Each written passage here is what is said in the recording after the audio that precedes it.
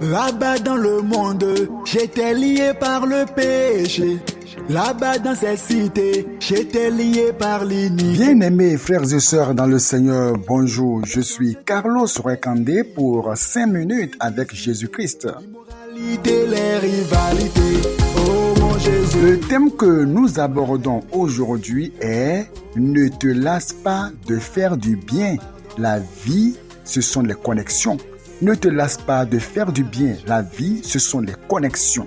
Jésus, toi qui m'as délivré. Ne te lasse pas de faire du bien. Galates chapitre 6 au verset 6. Que celui à qui l'on enseigne la parole fasse part de tous ses biens à celui qui l'enseigne. Que celui à qui l'on enseigne la parole fasse part de tous ses biens à celui qui l'enseigne. Ne vous y trompez pas, on ne se moque pas de Dieu. Ce qu'un homme aura semé, il le moissonnera aussi. Celui qui sème pour sa chair moissonnera de la chair la corruption, mais celui qui sème pour l'esprit moissonnera de l'esprit la vie éternelle. Verset 9. Qui m'a pardonné. Ne nous lassons pas de faire le bien. Ne nous lassons pas de faire le bien, car nous moissonnerons au temps convenable si nous ne nous relâchons pas. Faire du bien est une chose importante, une chose qu'il ne faut jamais négliger ou banaliser. La vie, ce sont les connexions. C'est pour dire que Dieu, pour vous élever, passera forcément par quelqu'un qui vous donnera une information, quelqu'un qui vous orientera, quelqu'un qui vous tendra la main afin que vous puissiez parvenir à ce niveau que vous désirez. Bien-aimés dans le Seigneur, nous devons faire du bien. Déjà, le verset 6 nous dit de faire du bien envers ceux qui nous enseignent la parole. Il ne s'agira pas seulement de dire Amen, Amen, Amen aux prières, mais la parole de Dieu nous recommande, si nous voulons être bénis, d'apprendre à faire du bien à ceux qui nous enseignent, afin que ces personnes, en nous enseignant la parole de Dieu, comme nous voyons que nous sommes bénis, qu'il n'ait pas encore des soucis financiers, qu'il n'ait pas encore des soucis à faire ceci ou à faire cela, à pouvoir à leurs besoins. Parce que lorsque ces soucis vont embrasser leur vie, ils n'auront plus vraiment ce feu pour continuer à enseigner. Donc le Seigneur veut que vous puissiez soulager la peine de ceux-là qui vous enseignent la parole.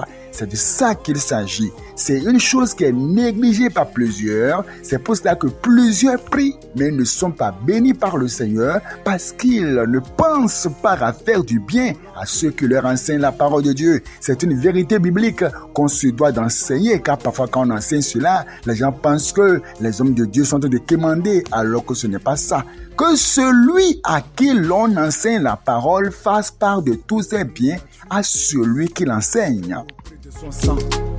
Maintenant, le verset 9 nous dit « Ne nous lassons pas de faire le bien, car nous moissonnerons au temps convenable. » Il y en a qui ne font du bien qu'à ceux qui le connaissent, eh bien non. Imaginez cette histoire, un homme qui un jour est à moto et son essence, il n'a plus d'essence. En réalité, cet homme a des voitures à la maison, il n'est pas n'importe qui, mais ce jour-là, il a voulu seulement prendre la moto de son enfant pour aller quelque part, ne sachant pas qu'il n'y avait pas assez d'essence dans la moto. Et en partant, il a donc eu une panne d'essence sur la voie. Il n'avait pas gardé d'argent sur lui et aussi son portable était déchargé. Il était donc en train de traîner la moto alors que cette personne, ce n'est pas qu'elle manque d'argent, c'est tout simplement qu'elle n'a pas gardé son portefeuille et qu'aussi, elle n'a pas voulu prendre sa voiture le jour-là. Sinon qu'elle a plusieurs voitures. Alors cette personne, rencontre quelqu'un sur la voie et lui dit « Mon ami, s'il te plaît, peux-tu m'aider à avoir 1 litre d'essence, s'il te plaît ?» Vous voyez, il y a plusieurs personnes qui vont le dépasser, le voir comme un mendiant, le voir comme un trompeur. Mais il tombe sur une personne qui le voit et qui lui dit « Cher ami, moi j'ai 500 francs CFA, je peux vous faire acheter de l'essence demi. Et moi, je prendrai la somme qui reste pour prendre les amis et partir. » Et c'est ce que ce monsieur va donc faire. Il achète de l'essence demi à cette personne, mais en retour, ce dernier lui donne sa carte de visite. C'est sur la carte qu'il se rend compte que c'est un PDG, en réalité, qui traînait la moto. Et ce dernier lui dira de l'appeler. Et effectivement, il appelle, il vient à son bureau, mais c'est un haut gradé, ce n'est pas n'importe qui, c'est un grand cadre qui traînait la moto. Le bien qu'il a fait maintenant, il sera récompensé. Ce dernier lui demande, qu'as-tu appris comme formation?